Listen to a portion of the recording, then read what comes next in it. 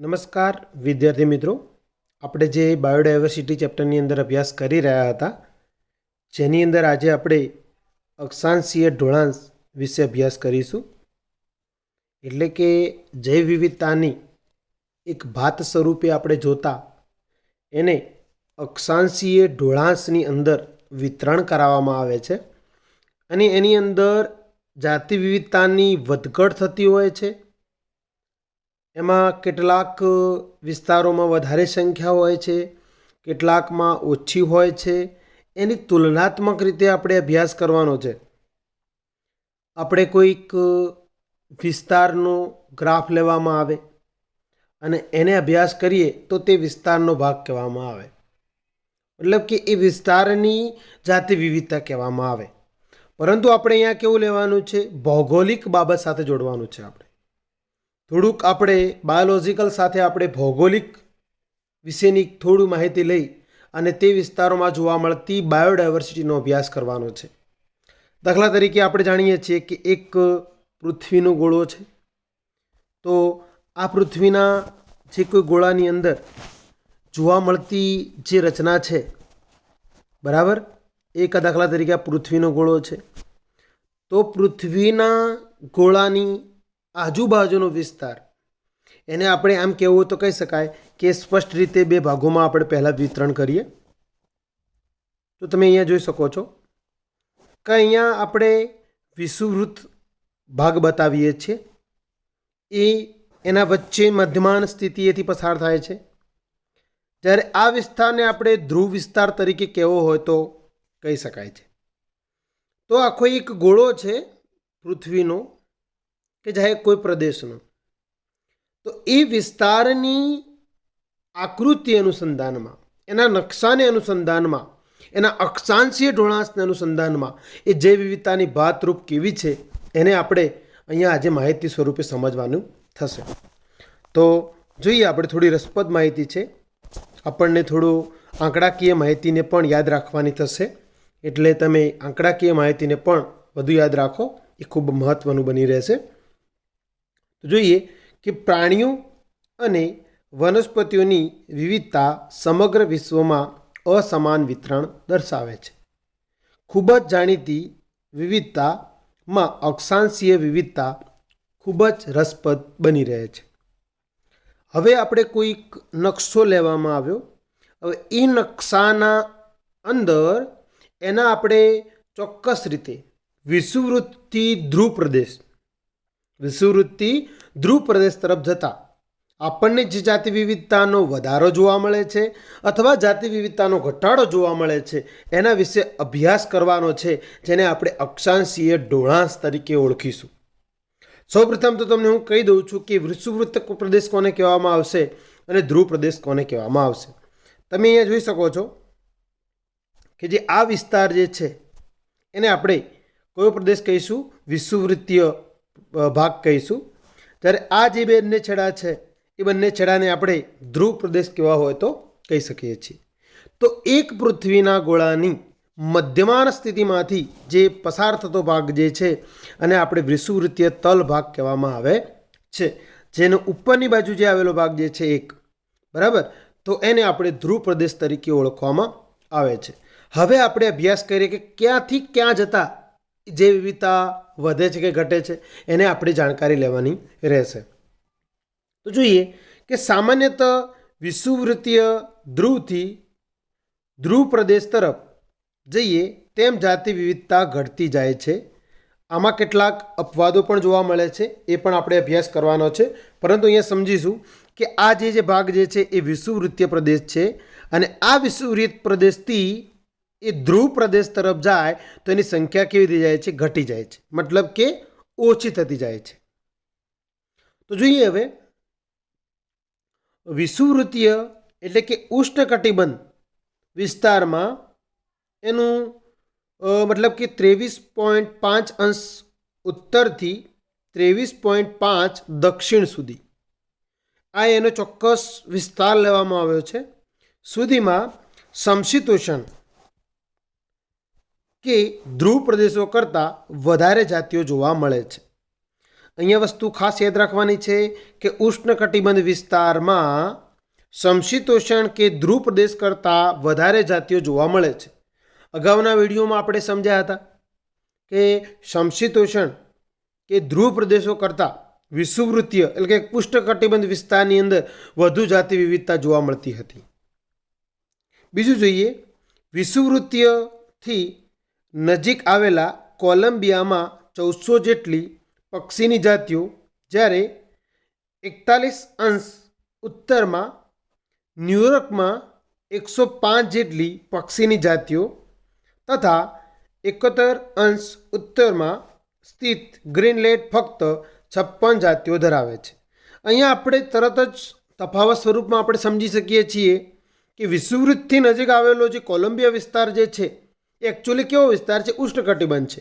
સહેજ થોડો ગરમીવાળો વિસ્તાર છે, મતલબ કે ઉષ્ણકટિબંધ વિસ્તાર છે, જ્યાં 1400 જેટલી પક્ષીની જાતિઓ જોવા મળે છે.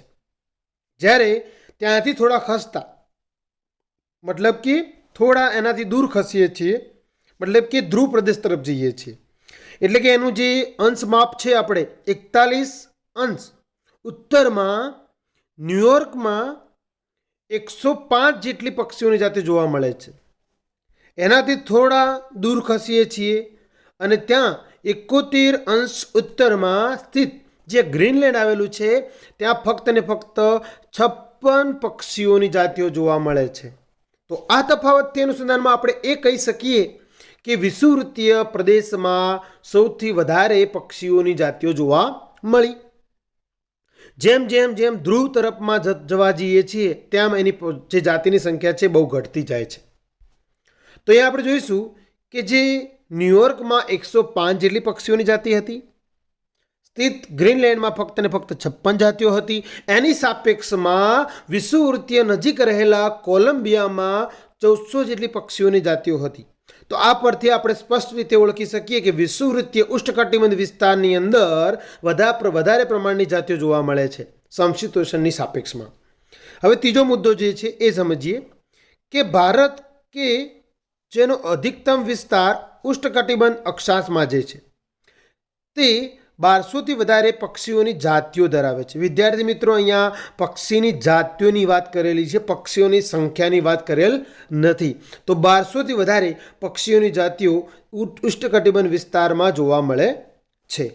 હવે જોઈએ, ઇક્વાડોર જેવા ઉષ્ણકટિબંધીય વન વિસ્તારમાં વાહક પેશીધારી એટલે કે વસ્ક્યુલર બંડલ ધરાવતી વનસ્પતિઓની જાતિઓ યુએસએના મધ્ય પશ્ચિમ સમશીતોષણ વન વિસ્તાર કરતાં 10 ગણી વધુ જોવા મળે છે. અહીંયા આપણને વારંવાર એકની એક વસ્તુ સમજાવવાનો પ્રયત્ન કરે છે. એ સ્પષ્ટ રીતે એમ કહે છે કે ઉષ્ણકટિબંધ એટલે કે વિષુવવૃત્તીય પ્રદેશમાં જાતિ વિવિધતા વધારે જોવા મળે છે. એટલે કે એવું એક ઉદાહરણ પણ મૂકેલું છે કે ઇક્વાડોર જેવા ઉષ્ણકટિબંધીય વન વિસ્તારોમાં વાહક પેશીધારી વસ્ક્યુલર બંડલ ધરાવતી વનસ્પતિઓની જાતિઓ યુએસના મધ્ય પશ્ચિમ સમશીતોષણ વન વિસ્તાર કરતાં 10 ગણી વધુ વિસ્તાર ધરાવે છે, જાતિઓ ધરાવે છે. અહીંયા આપણને ઇક્વાડોર જે વિસ્તાર આપેલો છે, ઇક્વાડોર એ ઉષ્ણકટિબંધ વિસ્તાર છે, જ્યારે યુએસના મધ્ય પશ્ચિમ જે બતાવવામાં આવ્યો છે એ સમશીતોષણ વિસ્તાર છે. તો ત્યાં આગળ જ્યાં ઉષ્ણકટિબંધ વિસ્તાર છે ત્યાં આગળ વાહક પેશીધારીની જાતિનું પ્રમાણ વધારે એટલે કે 10 ગણું વધારે જોવા મળે છે. ત્યારબાદ જોઈએ કે દક્ષિણ અમેરિકામાં એમેઝોનના ઉષ્ણકટિબંધીય વર્ષાવનો સૌથી વધુ જૈવ વિવિધતા ધરાવે છે. આ વસ્તુ ખાસ યાદ રાખજો કે દક્ષિણ અમેરિકામાં કયા જંગલો આવેલા છે. તો એમેઝોનના ઉષ્ણકટિબંધીય વર્ષાવનો સૌથી જૈવ વિવિધતા ધરાવે છે. તેમાં સંખ્યા યાદ રાખજો, આ ખૂબ મહત્ત્વનો પોઈન્ટ છે કે દક્ષિણ અમેરિકાના એમેઝોનના જંગલની અંદર ઉષ્ણકટિબંધીય વર્ષાવનોની અંદર સૌથી જાતિ વિવિધતા ધરાવે છે. તેમાં 40,000 વનસ્પતિઓની જાતિ, 3,000 માછલીની જાતિ, 1300 પક્ષીની જાતિ, 427 સસ્તનોની જાતિ, 427 ઉભયજીવીઓની જાતિ, 378 સરીસૃપોની એટલે કે પેટે ઘસડાઈને ચાલતા મતલબ કે સજીવોની સંખ્યા, 1,25,000થી વધુ અપૃષ્ઠવંશી પ્રાણીઓનું જાતિઓનું આ નિવાસસ્થાન અહીંયા જોવા મળે છે. તો ધ્યાન આપજો, ફરીથી આંકડો ખૂબ જ મહત્ત્વના છે કે દક્ષિણ અમેરિકાના એમેઝોનના જંગલની અંદર ઉષ્ણકટિબંધ વિસ્તાર હોવાને કારણે ત્યાં વધુ જૈવ વિવિધતા જોવા મળે છે, જેમાં 40,000 વનસ્પતિની જાતિઓ, 3,000 મત્સ્ય એટલે કે માછલીની જાતિઓ, 1,300 પક્ષીઓની જાતિઓ, 427 સસ્તનોની જાતિઓ, 427 ઉભયજીવીઓની જાતિઓ, 378 સરીસૃપોની જાતિઓ તથા 1,25,000થી વધુ અપૃષ્ઠવંશીઓની જાતિઓનું નિવાસસ્થાન એવા એમેઝોન ઉષ્ણકટિબંધ વર્ષાવનના જંગલોની અંદર જોવા મળે છે. એના પાછળનું એ કારણ છે કે એ વિષુવવૃત્તીય પ્રદેશમાં આવે છે. એને ઉષ્ણકટિબંધ વિસ્તાર હોવાને કારણે ત્યાં પ્રાણીઓ અને આ જે વનસ્પતિઓ છે એને વધુ અનુકૂળતા આવતી હોવાને કારણે તે સરળતાથી વિકાસ અને પોતાનું જીવન નિર્વાહ કરતા હોય છે. વૈજ્ઞાનિકોનું અનુમાન છે કે અહીં હજુ લગભગ 2 મિલિયન જેટલી કીટકની જાતિઓની શોધ, નામકરણ કે ઓળખ કેવી હોય તો ઓળખ એ બાકી રહી ગઈ છે, આવો અંદાજ લગાવવામાં આવ્યો છે. તો વૈજ્ઞાનિકોનું હજુ અનુમાન છે કે 2 મિલિયન જેટલી કીટકોની જાતિઓની શોધ, નામકરણ અને ઓળખ હજુ પણ બાકી છે. હવે આપણે જોઈએ કે વિષુવવૃત્તીય પ્રદેશમાં આપણે જોયું કે વિષુવવૃત્તીય વિસ્તારોમાં સૌથી વધુ જૈવ વિવિધતા શા માટે જોવા મળે છે. એવું તો શું કારણ છે કે વિષુવવૃત્તીય જે વિસ્તારોમાં વધુ જૈવ વિવિધતા જોવા મળે છે? તો એના કેટલાક સિદ્ધાંતો છે એ આપણે જોઈએ. તો જોઈએ પહેલા નંબરનો કે જાતિ ઉદ્ભવ સામાન્ય રીતે સમયનું કાર્ય કરે છે, એટલે કે સમશીતોષ્ણ કટિબંધ વિસ્તારોમાં વારંવાર હિમપ્રપાત થતો રહ્યો છે, જેનાથી ઉલટું ઉષ્ણકટિબંધ અક્ષાંશોમાં લાખો વર્ષોથી કોઈ ફેરફાર જોવા મળ્યો નથી, જેથી જૈવ વિવિધતા માટે લાંબો ઉદવિકાસીય સમય મળ્યો છે. વિદ્યાર્થી મિત્રો, આ ખૂબ મહત્વનો પ્રશ્ન છે કે વિષુવવૃત્તીય વિસ્તારોમાં સૌથી વધુ જાતિ વિવિધતા શા માટે છે? તો પહેલો પ્રશ્ન છે કે જાતિના ઉદ્ભવ માટેનો યોગ્ય સમય કાર્ય મળી રહ્યો છે. એના પાછળનું કારણ તમને કહું કે જ્યારે સમશીતોષ્ણ વિસ્તાર છે, સમશીતોષ્ણ કટિબંધ વિસ્તાર છે, જ્યાં આગળ ધ્રુવ વિસ્તાર કહેવામાં આવે છે. ધ્રુવ વિસ્તાર એટલે બરફ હોય, એટલે બરફ એ પોતે એક જાણે ચાદર છવાઈ ગઈ હોય, જાણે એક મહેલ સ્વરૂપમાં હોય એવો એક બરફના જથ્થા સ્વરૂપમાં હોય. અને આ બરફ શું થઈ જાય છે? વારંવાર હિમપ્રપાત, વારંવાર હિમપ્રપાત, હિમ એટલે બરફ, પાત એટલે પતન. તો વારંવાર બરફ પડી જવાને કારણે, એની ભેખડો ખસવાને કારણે, એની વારંવાર ભેખડ ખસવાને કારણે એ ઘણી બધી જાતિઓ ત્યાં મૃત્યુ પામી જાય છે. એની સાપેક્ષમાં આપણા ઉલટું એની અંદર જોવા મળતું ઉષ્ણકટિબંધની અંદર છે. તો આપણા ઉષ્ણકટિબંધ વિસ્તારોની અંદર, ઉષ્ણકટિબંધીય અક્ષાંશોની અંદર લાખો વર્ષો સુધી થઈ ગયા છે, અત્યાર સુધીમાં કોઈ એવો ફેરફાર જોવા મળ્યો નથી, જેને કારણે તે જાતિ વિવિધતા સરળતાથી રહે છે અને પોતાની જાતિનું નાશ થઈ શકતી નથી. માટે જાતિ વિવિધતા માટે લાંબો ઉદવિકાસીય માટેનો સમય મળી રહ્યો છે. માટે એમ કહેવું હોય તો કહી શકાય પહેલી શક્યતા પ્રમાણે કે વિષુવવૃત્તીય વિસ્તારોમાં જાતિ વધુ વિવિધતા ધરાવે છે. હવે જોઈએ કે ઉષ્ણકટિબંધના પર્યાવરણ એ સમશીતોષ્ણ પર્યાવરણથી વિપરીત રીતે ઓછા ઋતુકીય ફેરફારો સાથે વધુ સ્થિર અને અનુમાનિત રહ્યું છે. આપણું જે ઉષ્ણકટિબંધીય વિસ્તાર છે એ સમશીતોષ્ણ પર્યાવરણથી એકદમ શાંત અવસ્થા છે, ઓછી રીતે, મતલબ કે તરત ઋતુ બદલાઈ જતી નથી, અમુક સમયાંતરે ઋતુ બદલાયા કરે છે. વધુ એકદમ સ્થિર કહેવું હોય તો કહી શકાય અને અનુમાન લગાવી શકીએ તેવું આપણું આબોહવા જોવા મળે છે. આવું સ્થિર પર્યાવરણ વિશિષ્ટ જીવન પદ્ધતિને પ્રેરિત કરતું રહ્યું છે, જેના કારણે આપણે એમ કહેવું હોય તો કહી શકાય કે ઉષ્ણકટિબંધ વિસ્તારની અંદર જાતિ વિવિધતાનું સર્જન સૌથી વધારે પ્રમાણમાં થયેલું જોવા મળે છે. હવે ત્રીજો પોઈન્ટ જોઈએ કે વિષુવવૃત્તીય પ્રદેશોમાં વધુ સૌર ઉર્જા ઉપલબ્ધ છે, જેના ઉચ્ચ ઉત્પાદનમાં સહભાગી બને છે. અહીંયા આપણે શબ્દ વાપર્યો કે સૌર ઉર્જા. સૌર ઉર્જાનું પ્રમાણ કેમ વધારે છે ઉષ્ણકટિબંધ વિસ્તારની અંદર? તો એટલે કે વિષુવવૃત્તીય પ્રદેશની અંદર, એટલે કે ઉષ્ણકટિબંધ વિસ્તારની અંદર સૌર ઉર્જાનું પ્રમાણ ક્યાં વધારે છે? તો આપણે સૌ કોઈ જાણીએ છીએ કે અત્યારે આપણા આજુબાજુના વાતાવરણમાં તમે જોશો એકદમ ગરમ આબોહવા છે, જ્યાં ચોક્કસ રીતે કહેવું તો કહી શકાય કે ખુલ્લું હવા માધ્યમ છે.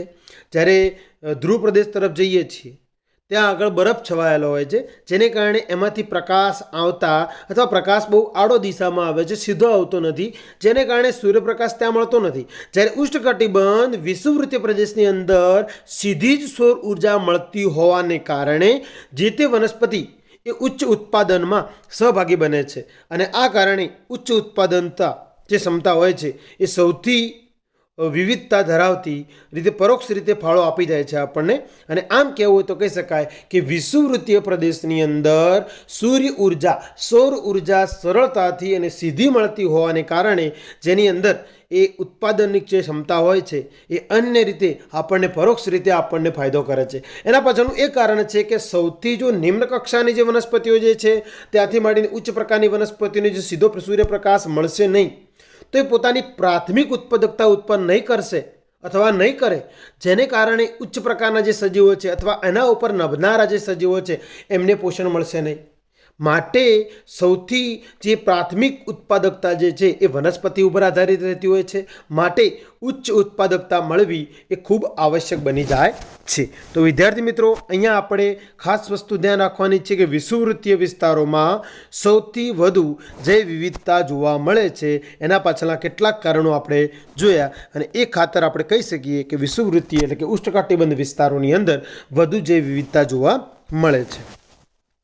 તો હવે જોઈએ કે જાતિ વિસ્તારના સંબંધો વિશેની આલેખની મદદથી આપણે વિસ્તૃત માહિતી લેવાની થાય છે. અહીંયા આપણને આલેખ આપેલો છે, જેના દ્વારા આપણે ગાણિતિક થોડા મૂલ્ય સાથે આપણે ગણતરી કરીશું. તો તમે જોઈ શકો છો કે એક વિસ્તાર બતાવવામાં આવ્યો છે એક્સમાં અને વાય તરીકે આપણને જાતિની સમૃદ્ધિ બતાવવામાં આવેલી છે.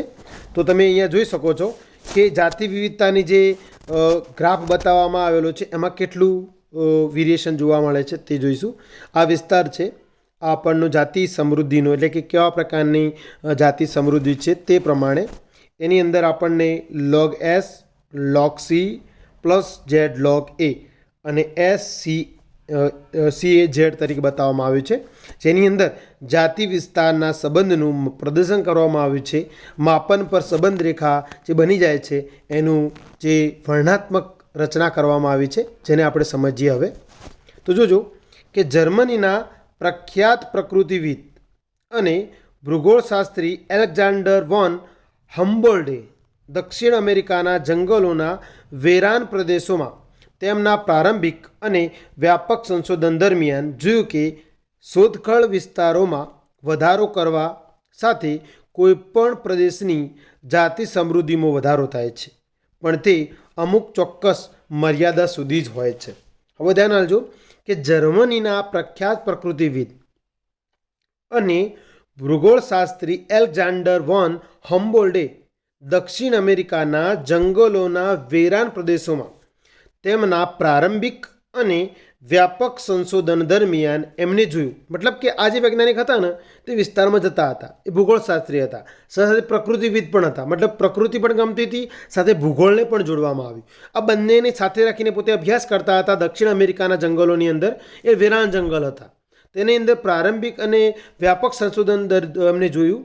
અને આ શોધખોળ દરમિયાન એની અંદર વિસ્તારમાં વધારો કરવા સાથે કોઈ પ્રદેશની જાતિ સમૃદ્ધિમાં વધારો થાય છે તે અમુક ચોક્કસ મર્યાદા સુધી હોય છે એવું એમને કહ્યું. મતલબ કે અહીંયા આપણે જોઈ શકો છો કે તમે જોઈ શકો છો કે જેવો વિસ્તાર હોય, જેટલો વિસ્તાર જોવા મળે એટલી એ જાતિ વિવિધતા જોવા મળે. તો એમ કહેવું તો કહી શકાય જો વિસ્તાર સારો હશે તો જ આપણે જાતિ વિવિધતા સારી કહી શકાય. તો એ જોઈશું કે વર્ગકો જેવા આવૃતબીજધારી વનસ્પતિ, પક્ષીઓ, ચામાચીડિયા, મીઠા જળની માછલી વગેરેની વ્યાપક વિવિધતા માટે જાતિ સમૃદ્ધિ અને વિસ્તાર વચ્ચેનો સંબંધ લંબચોરસ અતિવલય સ્વરૂપે જોવા મળે છે. લંબચોરસ અતિવલય મતલબ કે લંબચોરસ થોડું સહેજ વળેલું હોય એવું અતિવલય જેવી રચના જોવા મળે છે. લઘુગુણક માપ માટે આ સંબંધ નીચેના સમીકરણ દ્વારા દર્શાવતી સીધી રેખામાં જે છે એના સૂત્ર આપેલા છે એ આપણે જોઈ લઈએ. log s બરાબર log c plus z log a તરીકે ઓળખવામાં આવે છે. s એટલે જાતિ સમૃદ્ધિ, a એટલે વિસ્તાર, z એટલે રેખાનો ઢાળ મતલબ કે સમાંતરણ ગુણાંક તરીકે લેવામાં આવશે, y એટલે આંતરછેદ તરીકે લેવામાં આવે છે. તો પ્રકૃતિવિદોએ શોધ કરી કે ઝેડ રેખાનું મૂલ્ય, ધ્યાન આપજો, અહીંયા યાદ રાખવા યોગ્ય છે. પરિસ્થિતિવિદોએ શોધ કરી કે ઝેડ રેખાનું મૂલ્ય 0.1 થી 0.2ની ક્ષેત્ર મર્યાદામાં હોય છે. વર્ગીકરણીય સમૂહ એટલે કે બ્રિટનમાં વનસ્પતિ અને કેલિફોર્નિયામાં પક્ષીઓ, ન્યુયોર્કમાં મૃદુકાયો વગેરે કોઈ પણ હોય તેને અનુલક્ષીને સમાશ્રણ રેખાનો ઢાળાંશ આશ્ચર્યજનક રીતે સરખો જ રહે છે. મતલબ કે બ્રિટનમાં વનસ્પતિનો એમને એક ઢોળાંશ લેવામાં આવ્યો, કેલિફોર્નિયામાં પક્ષીઓનો ઢોળાંશ લેવામાં આવ્યો, ન્યુયોર્કમાં મૃદુકાયનો ઢોળાંશ લેવામાં આવ્યો. તો તમામનો સમાશ્રણ રેખાનો ઢોળાંશ જે હતો આશ્ચર્યજનક રીતે સરખો જોવા મળ્યો. અહીંયા આપ શબ્દ છે સમાશ્રણ રેખાનો ઢોળાંશ એટલે શું, તો તમને હું સમજાવી દઉં છું કે જે વિસ્તાર જે છે એ વિસ્તારની સાપેક્ષમાં જાતિનો જેટલો ભાગ જે છે એ વિસ્તાર ઉપર સીધો અસર પહોંચાડે છે. મતલબ કે જેટલો વિસ્તાર હશે એટલી જ એ વધારે જાતિને ડેવલપ કરી શકશે, વિકાસ કરાવી શકશે. જો જાતિ સામે એની જગ્યા નહીં હોય, એનો વિસ્તાર નહીં હોય તો જાતિને તકલીફ પડશે. તો અહીંયા એ જે ઢાળ બતાવે છે એને સમાશ્રણ રેખાનો ઢાળાંશ તરીકે ઓળખવામાં આવે છે. પણ જો તમે સમસ્ત ખંડો જેવા કે ખૂબ જ વિશાળ પ્રદેશો વચ્ચેના જાતિ વિસ્તાર સંબંધોનું વિશ્લેષણ કરશો તો જોવા મળશે કે સમાશ્રણ રેખાનો ઢાળ ખૂબ જ તાંસો છે. હવે વાત કરીએ આપણને સમસદ ખંડો, મતલબ કે બધા જ ખંડોનો જો આપણે વિશાળ પ્રદેશો વચ્ચેનો જાતિ સંબંધો જોઈશું, મતલબ કે વિસ્તારની સાપેક્ષમાં જોવા મળતી જાતિ સાથેનો સંબંધનો આપણે અભ્યાસ કરીશું. એ કેવા ખંડો? બધા જ સમસદ ખંડો. મતલબ કે દરેક ખંડને જો ધ્યાનમાં રાખીને આપણે અભ્યાસ કરીશું, જાતિ વિસ્તારના સંબંધનું વિશ્લેષણ કરીશું તો આપણને સમાશ્રણ રેખાનો ઢાળ ખૂબ જ ત્રાંસો જોવા મળશે. પરંતુ કોઈ ચોક્કસ ધ્યાનમાં રાખીને, ચોક્કસ એ વિસ્તારને ધ્યાનમાં રાખીને જો સમાશ્રણ રેખાનો ઢાળ લેવામાં આવે તો સરખો જોવા મળે. પરંતુ બધા જ એટલે કે સમસદ ખંડોનો ખૂબ જ વિશાળ ક્ષેત્રને આપણે ધ્યાનમાં રાખીને જો અલગ અલગ પ્રકારના જાતિ વિવિધતાનું સંબંધનું વિશ્લેષણ કરવામાં આવે તો સમાશ્રણ રેખાનો ઢાળાંશ ખૂબ જ ત્રાંસો જોવા મળતો હોય છે. અહીંયા ઝેડનું મૂલ્ય 0.6 થી 1.2 જેટલું ક્ષેત્ર મર્યાદિત દર્શાવે છે. ઉષ્ણકટિબંધીય જંગલોમાં ફળાહારી પક્ષીઓ અને સસ્તનોની ઝેડ રેખાનો ઢોળાંશ 1.15 જેટલો જોવા મળે છે. અહીંયા આપણને ચોક્કસ રીતે એનો જે ઢોળાંશ આપેલો છે એ એકચ્યુઅલી પહેલાં જે તે વૈજ્ઞાનિકો દ્વારા શોધવામાં આવેલો છે રેખાંશ ઢોળાંશ, એની ચોક્કસ વેલ્યુ આપણને આપવામાં આવેલી છે. તો આ રીતે આપણે આ સૂત્રનો ઉપયોગ કરી અને આપણે જે એની જો માપક્રમ બતાવવામાં આવેલા હોય તો આપણે સૂત્રને પ્રમાણે એની શોધ કરી શકીએ અથવા આપણે એના ચોક્કસ રીતે એક્ઝામ્પલ મૂકી અને આપણે દાખલો ગણવો હોય તો ગણી શકીએ છીએ. તો વિદ્યાર્થી મિત્રો, અહીંયા તમે જોઈ શકો છો કે આ જે વર્ગકની વિભાજનની પદ્ધતિ છે એ ચોક્કસ દ્રષ્ટિએ એની અંદર અલગ અલગ પ્રકારે જોવા મળતી હોય છે અને એ પ્રમાણેનું વિતરણ દર્શાવતી હોય છે. તો આપણે અહીંયા વિસ્તારની સાથે, અહીંયા તમે ધ્યાન આપજો કે વિસ્તારની સાપેક્ષે જે જાતિ વિવિધતા જોવા મળે છે એમાં જો વિસ્તાર લાંબો હશે તો જાતિ વિવિધતાનું પ્રમાણ વધારે જોવા મળશે. અહીંયા તમને જે કર્વ મળતા હોય છે એ સીધી દિશામાં છે અને આ થોડો કર્વ બતાવે છે. તો અહીંયા જેનો માપક્રમ છે એ અલગ અલગ પ્રમાણના જો પ્રમાણ આપવામાં આવે તો આપણે એને શોધી શકીએ છીએ અથવા એને સમજી શકીએ છીએ. તો જાતિ વિસ્તારના સંબંધો વિશેની આલેખ દ્વારા વિસ્તૃત માહિતી આપણને આપવામાં આવી, જેની અંદર કઈ સૂત્રના કયા ભાગને શું કહેવામાં આવે છે એને ખાસ ધ્યાન આપજો. સાથે સાથે એના કેટલાક મૂલ્ય આપણને આપવામાં આવેલા છે એ પણ આપણે MCQ સ્વરૂપમાં તૈયાર કરવાના થાય છે. તો વિદ્યાર્થી મિત્રો, આજના દિવસ પૂરતું આપણે આટલું રાખીશું. હવે પછીના વિડીયોની અંદર આપણે આગળના જે મહત્ત્વના પ્રશ્નો છે એને અભ્યાસ કરીશું. ત્યાર સુધી આવજો.